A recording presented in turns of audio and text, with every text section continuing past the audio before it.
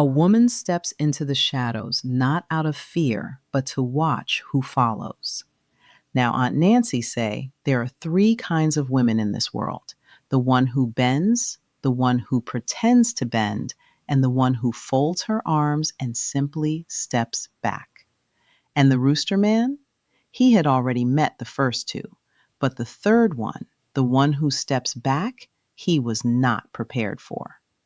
After the storm night, when the hearth returned to life, the Rooster Man believed he'd learned the lesson.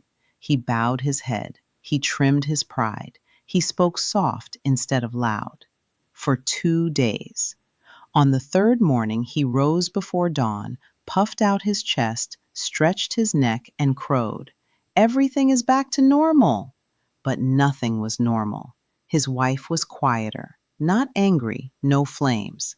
Not sad, no tears, just quieter. Aunt Nancy watched from the window ledge, her white blonde locks lifting in the morning breeze.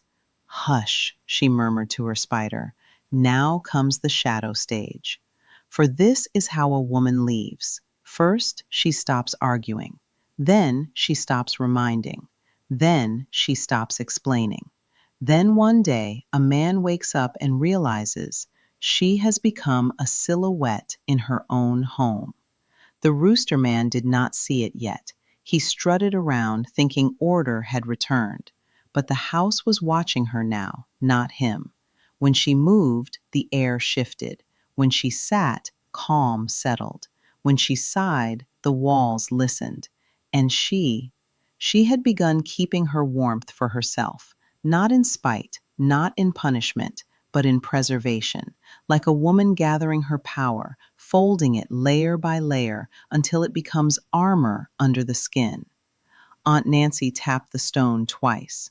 "Humph, he thinks the real danger is her leaving, but the true danger is when she stays and he no longer has access to her spirit." A soft withdrawal is louder than any shouted goodbye.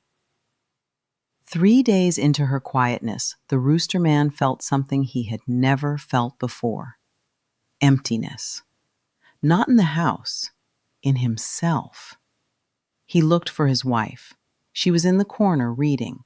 He approached. She did not look up. He asked a question. She answered only what was required. He reached for her elbow. She stepped aside gently, not harshly, not rudely, just not available. Aunt Nancy chuckled from the window. That's when a man realizes the body of a woman can remain while her spirit steps elsewhere. The Rooster Man grew restless. He paced the rooms, searching for something to control, something to repair, something to crow about. But no argument came. No warmth came. No fight came. Silence is a mirror, and he did not like what he saw. One night he stood behind her while she prepared tea. "Wife," he said softly, "talk to me." She stirred the pot, unbothered. "I have said all that needs saying." "But I fear you will leave," he whispered. She turned slightly, her profile glowing in the firelight. "Fear?" she asked. "You fear something that has not happened." Then she returned to her task. It unnerved him. Worse than anger, worse than tears. This was the stage Aunt Nancy called the dimming, when a woman does not punish, does not protest, does not plead. She simply stops being available for misunderstanding. And the house responded. The fire burned steadily for her, not for him. The children gathered near her, not near him.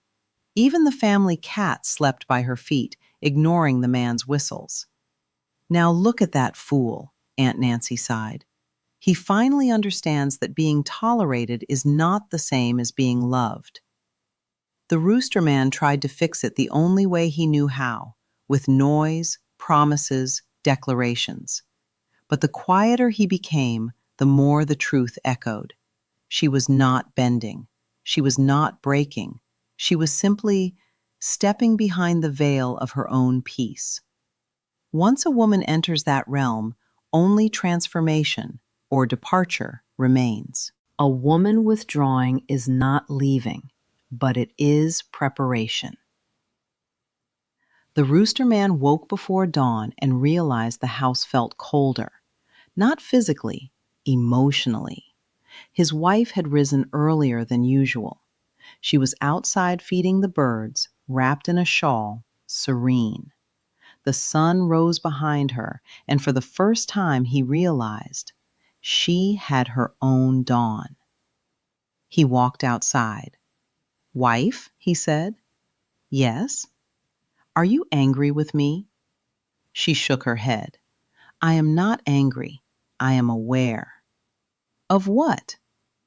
"That you make promises from fear, not understanding."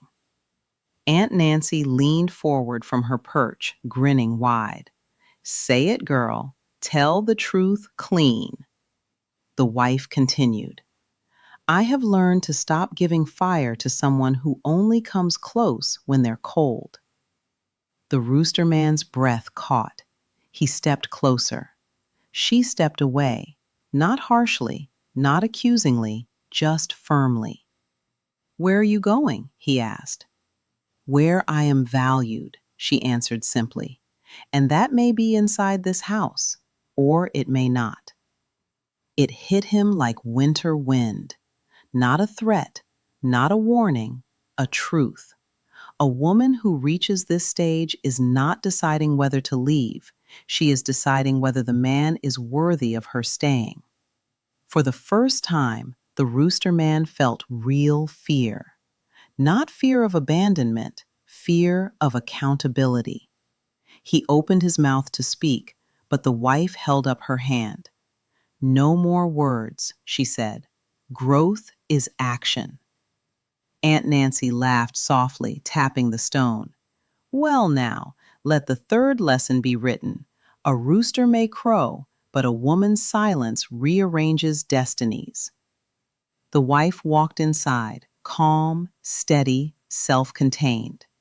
The Rooster Man remained in the doorway, realizing he had not lost her, not yet. But she had stepped into her own shadow, and he would have to meet her there, not as a rooster, not as noise, but as a man, if he ever hoped to see her bright again.